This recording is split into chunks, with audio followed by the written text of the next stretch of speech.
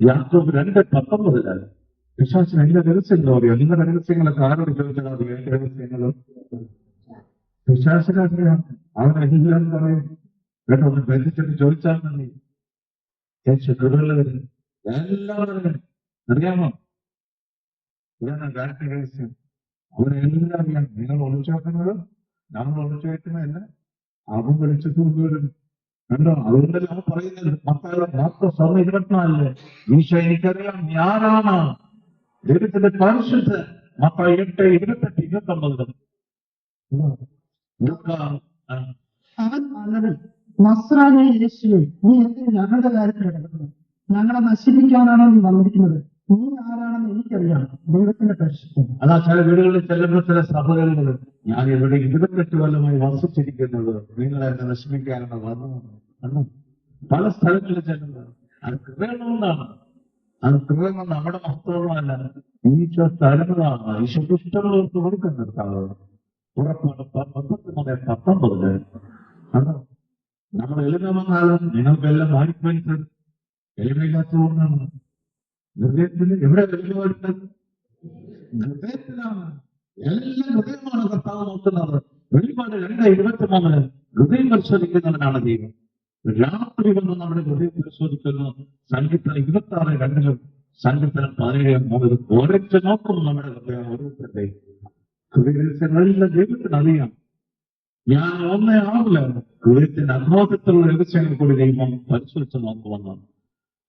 സങ്കീർത്തനം 139 1-6 വല്ല വേണം. ഹൃദയം പരിശോധിച്ച് നോക്കുന്നവരാണ് ദൈവം. സങ്കീർത്തനം 139 വാക്യത്തിൽ 1 രാജാക്കന്മാർ 8:40-41 ഹൃദയം പരിശോധിക്കുന്നവനാണ് ദൈവം എന്നാണ്. എല്ലാവരുടെ ഹൃദയം പരിശോധിച്ച് നോക്കും. ദൈവത്തിനെല്ലാം അറിയാം. അതാണ് മിസ്റ്റർ പൗലോസ് പറയുന്നത് 1 കൊരിന്ത്യർ 4:5 ഹൃദയത്തിന്റെ അഗാധ രഹസ്യങ്ങൾ കൂടി ഞാൻ പരിശോധിക്കുന്നു. അപ്പൊ മാല കിട്ടുകയോ ഇല്ല, നമ്മൾ അതെന്തെയും ഭർത്താവ്. പിന്നെ ഞാൻ പള്ളി ചെന്നപ്പോ പറഞ്ഞു, ഈ ഭർത്താവ് ഫാനിനെ തോന്നി മരിച്ചിടക്കണം. 3 ദിവസമായി. ഒരു മോനുമുണ്ട് 5 വയസ്സിൽ. എവിടെ പ്രവർത്തിക്കുന്നുണ്ടോ? സാത്താൻ പ്രവർത്തിക്കുന്ന അങ്ങനെയാണ്. അവൻ ആവശ്യം ആത്മാവിനെയാണ്. കണ്ടോ? അതിനുവേണ്ടി എനിക്ക് കണ്ടുപിടി. കണ്ടോ? ചില സ്ഥലങ്ങളിൽ, പ്രത്യേക സ്ഥലങ്ങളിൽ ചെല്ലുമ്പോൾ ഒതളന്മാർ ഇഷ്ടങ്ങളുണ്ടാവും. ഒതളമാരാണെന്നുണ്ടോ? വേഗം പറിച്ചുന്ന പപ്പച്ചാര.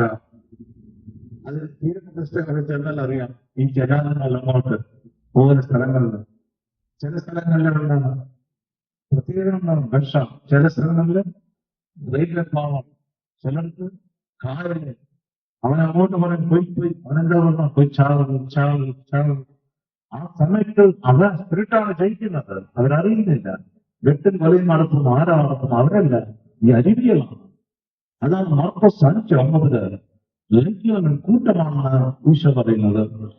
ഈശോ വന്നത് 1 യോഹന്നാൻ 3:8 നമ്മൾ നശിപ്പിക്കാനാണ് അവന്റെ പ്രവർത്തനങ്ങളെ. അതുകൊണ്ടാണ് നമ്മൾ സഭ തന്നെ ഈ കുർബാന സ്ഥാപിച്ച് അതിൽ അട്ടിയുറപ്പിച്ച് നിർത്താനാണ്. ആ കുർബാനത്തിന് ശക്തിയെടുക്കുകയാണ്. കണ്ടോ? യോഹന്നാൻ 6:54-56 വാക്യത്തിൽ എന്റെ രക്തവും മാംസവും ഭക്ഷിക്കുന്നവന് നിത്യജീവനുണ്ട്. അവസാന ദിവസം ഞാൻ അവനെ ഉയർപ്പിക്കും. ഞാൻ അവനിലും അവൻ എന്നിലും വസിക്കും. വാഗ്ദാനമാണ് ദൈവത്തിന്റെ. ദൈവം വാഗ്ദാനത്തിൽ വിശ്വസ്തരാണോ? ഇല്ലയോ? ആണോ ഇല്ലയോ? നമ്മൾ അവിശ്വസ്തരാണല്ലോ. ദൈവം വിശ്വസ്തനാണ്. 2 തിമോത്തി 2:11 വചനത്തിന് വിലക്കൊന്നും വെച്ചിട്ടില്ല. 2 തിമോത്തി 2:9 1 തിമോത്തി 4:9 വചനം വിശ്വാസയോഗ്യമാണ്, എല്ലാവർക്കും സ്വീകരിക്കാൻ നമ്മുടെ സമീപത്ത് തന്നെ ഉണ്ടെന്ന്.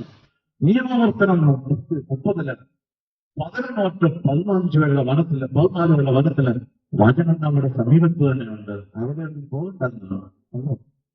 റോമ 10:8 വചനം നമ്മുടെ സമീപത്തിട്ട്. വചനം ഇതിതലമാണ്. കണ്ടോ? മറ്റൊരു മാംസത്തിലെല്ലാം പ്രവേശിച്ച് വെട്ടും. എല്ലാവരും കൊണ്ടും ഞാൻ പകരം പറയുമ്പോൾ നിങ്ങൾ കിട്ടും എനിക്കിട്ടും കിട്ടും. അതാണ് എബ്രായർ 4:12-13 വാക്യങ്ങൾ.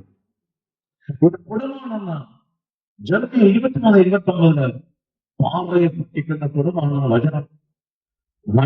വിനയത്തോടെ വേണം സ്വീകരിക്കാനായിട്ട്. യാക്കോബ് 1:21 വിനയത്തോടെ വേണം വചനം സ്വീകരിക്കാനായിട്ട്. കണ്ടോ?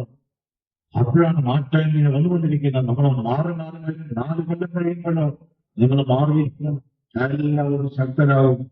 ദൈവത്തിന് അസാധ്യമായിട്ട് വല്ലതും ഉണ്ടോ? ഒന്നുമില്ല. ഉൽപ്പത്തി 14:14. അപ്പൊ സഹോദരൻ മരിച്ചു. അത് കഴിഞ്ഞപ്പോ ഭാര്യയെ കൊണ്ടുവന്നു.